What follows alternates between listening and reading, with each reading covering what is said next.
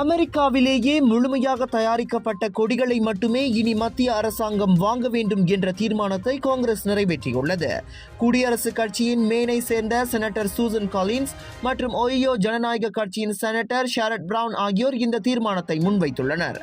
Million கணக்கான அமெரிக்க கொடிகள் வெளிநாடுகளில் இருந்து இறக்குமதி செய்யப்படுகின்றன. அதிலும் குறிப்பாக சீனாவில் இருந்து அதிகமான கொடிகள் வாங்கப்படுகின்றன. எனினும் அமெரிக்க கொடிகள் அவை பிரதிநிதிக்கும் தாயகத்திலேயே தயாரிக்க வேண்டிய நேரம் வந்துவிட்டது. இது வெறும் மாற்றமல்ல, நாட்டின் மரியாதைக்குரிய கொடிகளை இது பாதுகாக்கும் என்பதோடு இதன் வாயிலாக வேலை வாய்ப்புகளை ஏற்படுத்தி அமெரிக்க தொழில்துறைக்கும் ஆதரவளிக்க முடியும் என எதிர்பார்க்கப்படுகிறது. எனவே இந்த தீர்மானம் விரைவில் சட்டமாக அங்கீகரிக்கப்படும் என எதிர்பார்க்கப்படுவதாக அதன் ஆதரவாளர்கள் கூறியுள்ளனர். 2015ஆம் ஆண்டு $4 மில்லியன் மதிப்பிலான கொடிகள் அமெரிக்காவில் இறக்குமதி செய்யப்பட்டது குறிப்பிடத்தக்கது.